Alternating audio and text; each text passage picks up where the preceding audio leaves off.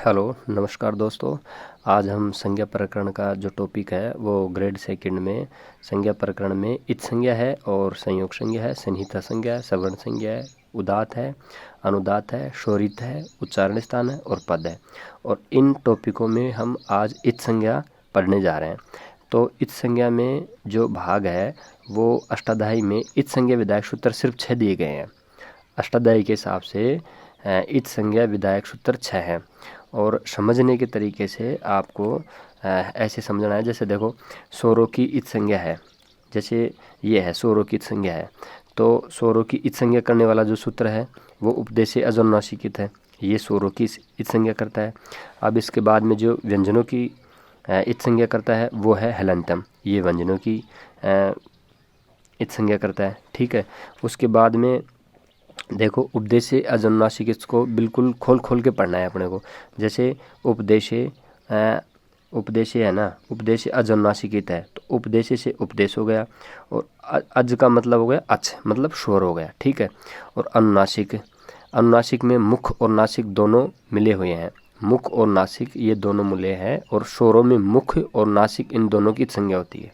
ठीक है, और उपदेश का मतलब ये हो गया कि पाणिनि, कात्यायनी और पतंजलि इन तीनों ने जो उपदेश दिए हैं वो ही इन्हीं की जो है ये इत संज्ञा करता है। जैसे धातु है, तो धातु में जो आपके एंद धातु है, ठीक है, स्वरों की बात कर रहे हैं, तो इनमें स्वर ए है। ठीक है, और प्रत्यय है, कत्वतु प्रत्यय है, इसमें जो ऊ है इसकी इत संज्ञा हो जाएगी।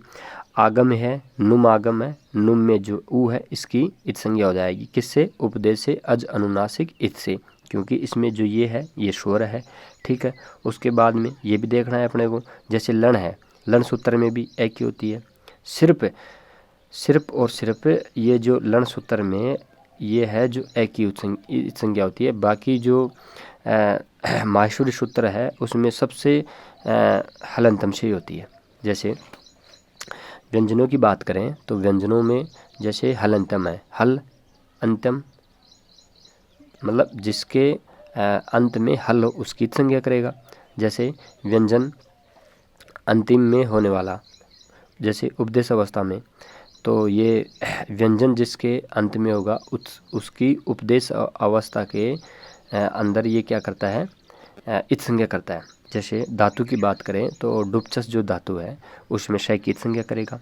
और प्रत्यय की बात करें, जैसे कप प्रत्यय है, कप प्रत्यय में जो प है ये हलंतम है, तो हलंतम जो सूत्र है उसके द्वारा इसकी इत संज्ञा हो जाएगी। और आगम में जैसे नुम है तो ये नुम में मैं की इत संज्ञा हो जाएगी हलंतम सूत्र के द्वारा। ठीक है, अब जैसे हलंतम सूत्र का एक अपवाद भी है जो ये नहीं करने देता है इसको, जैसे नए विभक्तो तुष्मा। नए का मतलब आप ये समझो नहीं करने दे रहा है ये विभक्ति में तुष्मा, मतलब तुष्मा का मतलब ये हो गया तय वर्ग। ठीक है, और तय वर्ग पूरा हो गया, तय तलवार, थैथन, दैदवा, दै धनुष और ननल। और उसके बाद में शय का मतलब शय और मैं का मतलब मैं, मतलब नए विभक्तो तुष्मा ये बताता है कि जो विभक्ति है उसमें जैसे सुप और तिंग ये जो विभक्ति है इसमें तय वर्ग में आ गया तलवार, थन, दवाज, धनुष, नल। और शय और मैं ये दोनों क्या करते हैं, जैसे सु और जस ये सुप है, जैसे सु ओ जस, अम और सस, टा भ्याम बिस, ने भ्याम बस, नसी भ्याम बस, नस ओ साम, नी ओस सुप। तो जैसे सु और जस है, जस में जैसे स है, हलंतम है ना ये, तो ये ऐसे ही कह रहा है हलंतम सूत्र के अनुसार तो इसकी इत संज्ञा होनी थी, लेकिन ये भाई साहब ये बोल रहा है कि नए विभक्तो तुष्मा, विभक्ति में इसकी इत संज्ञा नहीं होगी। और जैसे अम ले लो, फिर सस ले लो, इसमें भी यही बात कह रहा है। ठीक है, तो अब आगे चलो।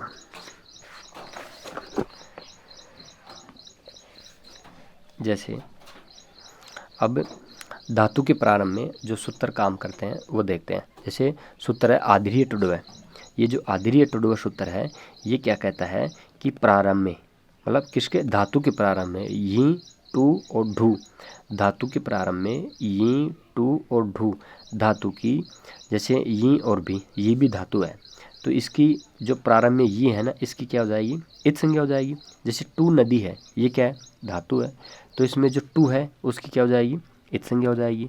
डुक्रिय धातु है, तो डुक्रिय में जो डू है पहला, उसकी क्या हो जाएगी, इत संज्ञा। आप सूत्र में देख सकते हैं, आदि यानी प्रारंभ में यी टू डे और वह, तो वह की नहीं होगी, यी टू डू, इन तीनों की क्या होगी, इत संज्ञा हो जाती है।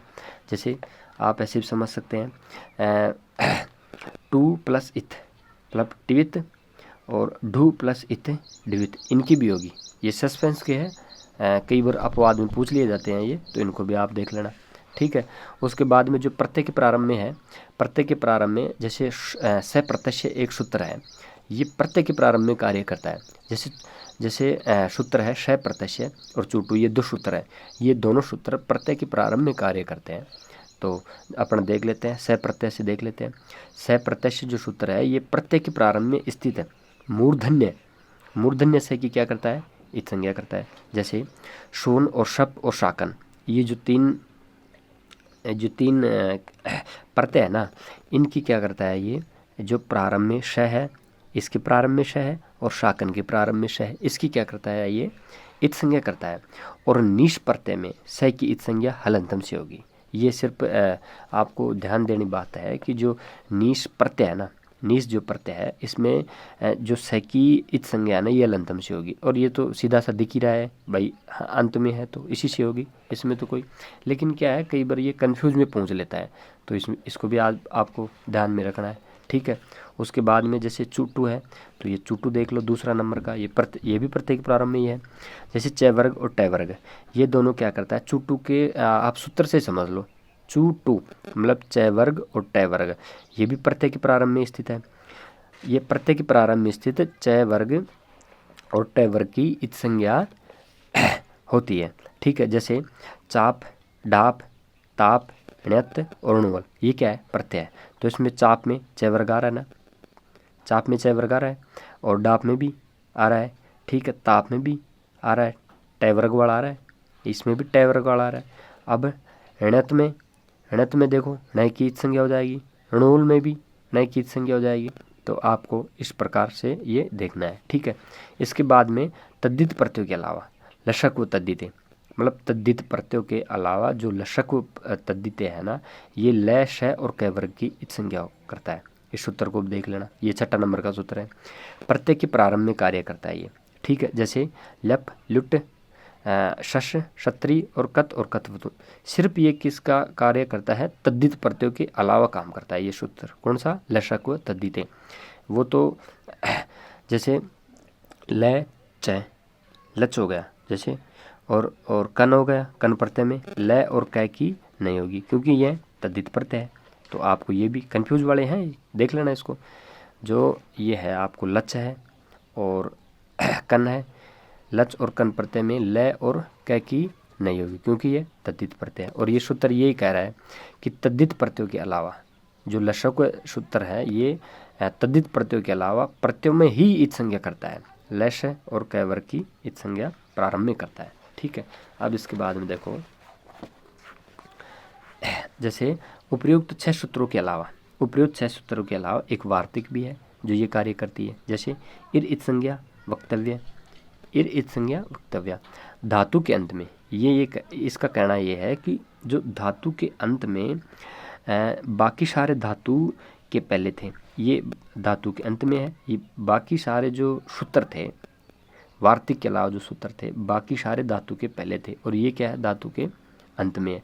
जैसे धातु के अंत में स्थित जो इर है, इर समुदाय की इत संज्ञा हो जाती है। जैसे चुतिर है, इसमें इर आ रहा है ना लास्ट में, तो इस वार्तिक के अनुसार इसकी इत संज्ञा हो जाएगी।